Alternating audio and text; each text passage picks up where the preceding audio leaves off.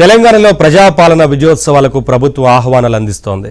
పలు రాజకీయ పార్టీల నేతలకు పొన్నం ప్రభాకర్ ఆహ్వానాలు అందించారు. ఎర్రవల్లి ఫామ్ హౌస్లో కేసీఆర్ను కలిసి తెలంగాణ తల్లి విగ్రహావిష్కరణకు రావాలని పిలుపునిచ్చారు.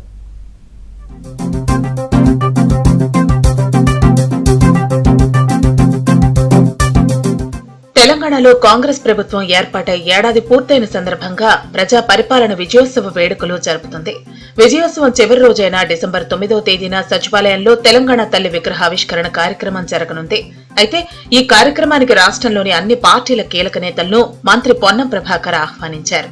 తెలంగాణ తల్లి విగ్రహావిష్కరణ కార్యక్రమానికి హాజరు కావాలని మంత్రి పొన్నం ప్రభాకర్ ప్రతిపక్ష నేత కేసీఆర్ ను కలిశారు. ఎర్రవల్లిలోని ఫామ్ హౌస్ లో బీఆర్ఎస్ పార్టీ అధినేత కేసీఆర్ ను స్వయంగా ఆహ్వానించారు.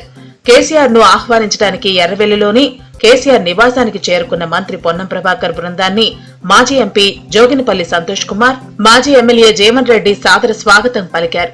తన నివాసానికి వచ్చిన మంత్రి పొన్నం ప్రభాకర్ కు ఆతిథ్యమిచ్చి కేసీఆర్ గౌరవించారు. తెలంగాణ రాష్ట్ర ఏర్పాటు సందర్భంగా ఢిల్లీ కేంద్రంగా జరిగిన ఉద్యమ జ్ఞాపకాలను ఇరువురు నేతలు నెంబరు వేసుకున్నారు.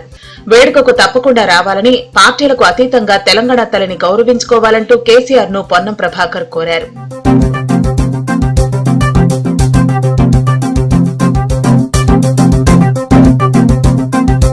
తెలంగాణ తల్లి విగ్రహావిష్కరణ కార్యక్రమం కోసం మాజీ సీఎం కేసీఆర్ ను తెలంగాణ ప్రభుత్వం తరపున తాను, ప్రోటోకాల్ అధికారులు వచ్చామని తెలిపారు.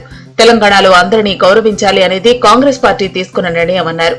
ఈ భేటీలో ఎలాంటి రాజకీయ అంశాలు చర్చకు రాలేదన్నారు. తాము ఆహ్వానిస్తున్నామని, కేసీఆర్ వస్తారా లేదా అన్నది కేసీఆర్ ఇష్టమని మంత్రి పొన్నం ప్రభాకర్ స్పష్టం చేశారు. గౌరవ కె చంద్రశేఖరరావు గారు, మాజీ ముఖ్యమంత్రి గారు, ప్రస్తుత ప్రతిపక్ష నాయకులు కూడా తెలంగాణ ప్రభుత్వం పక్షాన ఆహ్వానం చేయడానికి నేను, రాష్ట్ర ప్రభుత్వం పక్షాన, అదేవిధంగా మా protocol department chairman Harkara Venugopal గారు, ప్రోటోకాల్ డైరెక్టర్ వెంకట్రావు గారు ఈరోజు కేసీఆర్ గారిని కలిసి ఆహ్వాన పత్రం ఇచ్చి తెలంగాణ తల్లి విగ్రహావిష్కరణకు రమ్మని కోరడం జరిగింది.